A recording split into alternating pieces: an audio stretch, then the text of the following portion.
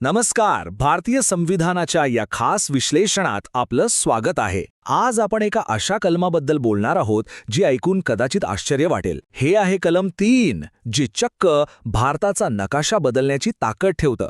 कधी विचार केलाय का की आपल्या राज्यांच्या ज्या सीमा आहेत त्या खरंच कायमस्वरूपी आहेत की नाहीत? आपण जेव्हा भारताचा नकाशा पाहतो तेव्हा काय वाटतं? असं वाटतं की या ज्या राज्यांच्या सीमा आहेत ना, त्या जणू काही दगडावर कोरलेल्या आहेत, अगदी पक्क्या. पण खरंच तसं आहे का? त्या खरंच इतक्या न बदलणाऱ्या आहेत की त्यांमध्ये बदल होऊ शकतो? चला तर मग या प्रश्नाचं उत्तर शोधूया. आणि याचं उत्तर आहे नाही. हो, अगदी बरोबर ऐकलंय. भारताचा नकाशा पुन्हा रेखाटता येतो, म्हणजे देशाच्या आतल्या सीमा बदलू शकतात. आणि याच एका अविश्वसनीय अधिकाराबद्दल आज आपण सविस्तर बोलणार आहोत.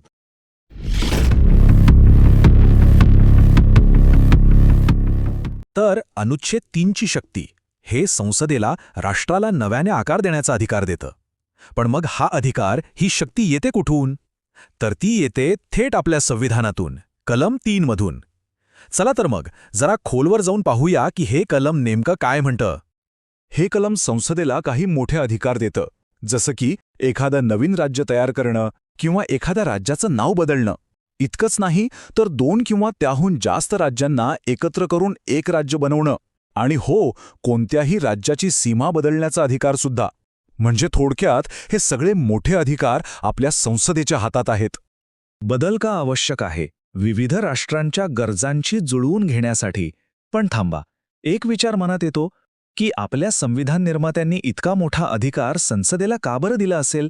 याचं उत्तर आहे ना, ते आपल्या देशाच्या प्रचंड विविधतेत आणि प्रशासकीय गरजांमध्ये लपलेलं आहे. हे बघा, हे बदल असेच काही मनात आलं म्हणून केले जात नाहीत. आपला देश किती विविधतेने नटलेला आहे, बरोबर? इथे वेगवेगळ्या भाषा आहेत, संस्कृती आहेत, भौगोलिक रचना वेगळी आहे. मग अशा वेळी लोकांची सोय व्हावी आणि कारभार म्हणजे प्रशासन उत्तम प्रकारे चालावं, यासाठी कधीकधी राज्यांच्या रचनेत बदल करणं खूप गरजेचं होऊन बसतं. संसदेचा अंतिम निर्णय. चला तर निर्णय प्रक्रियेवर एक नजर टाकूया. आता हे सगळं तर आपण समजून घेतलं, पण प्रत्यक्षात हे होतं कसं, याची प्रक्रिया काय आहे, आणि सगळ्यात महत्त्वाचं म्हणजे शेवटचा शब्द कोणाचा असतो? चला, ही संपूर्ण प्रक्रिया आता आपण समजून घेऊ. ही प्रक्रिया साधारणपणे 4 टप्प्यांमध्ये होते.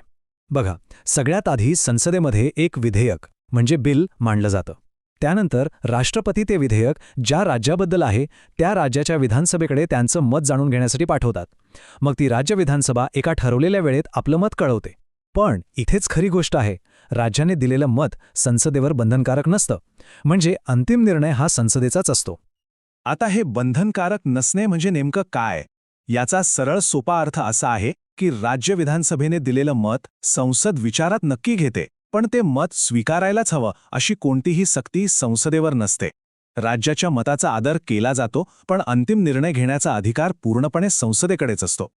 जोडणे विरुद्ध बदल, अनुच्छेद 2 आणि अनुच्छेद 3 मधला फरक समजून घेऊया. आता इथे अनेकदा लोकांचा थोडा गोंधळ होतो की कलम 2 आणि कलम 3 ह्यात नेमका फरक काय आहे.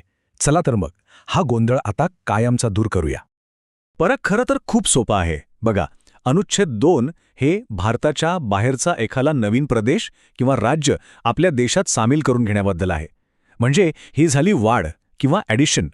याउलट अनुच्छेद 3 हे आपल्या देशात आधीपासूनच अस्तित्वात असलेल्या राज्यांची पुनर्रचना करण्याबद्दल आहे. म्हणजे त्यांच्या सीमा, नाव यात बदल करणे. याला आपण सुधारणा किंवा रिफॉर्मेशन म्हणू शकतो. एक आहे जोडणं आणि दुसरं आहे बदलणं. इतका साधा फरक आहे. एक लवचिक पाया, संविधानाचे मूळ तत्वज्ञान. तर आतापर्यंत आपण कायदेशीर बाजू पाहिली, पण चला आता या सगळ्याच्या मुळाशी जो विचार आहे, जे तत्वज्ञान आहे, त्याकडे एक नजर टाकूया. तर ह्या सगळ्यामधून आपल्याला काय समजतं? हेच की राज्यांच्या सीमा बदलण्याची ही जी क्षमता आहे ना, ती आपल्या संविधानाची लवचिकता दाखवते.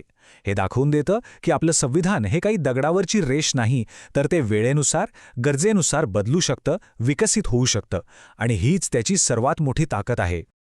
आणि या चर्चेचा शेवट आपण एका खूप महत्त्वाच्या आणि शक्तिशाली विचाराने करूया, जो या सगळ्याचं सार सांगतो. देश स्थिर आहे, पण व्यवस्था बदलणारी आहे. याचा अर्थ किती सुंदर आहे बघा. आपला देश एकसंध आणि स्थिर आहे, पण लोकांच्या सोयीसाठी, त्यांच्या भल्यासाठी प्रशासनात आणि व्यवस्थेत बदल करण्याची सोय आपल्या संविधानानेच करून ठेवली आहे.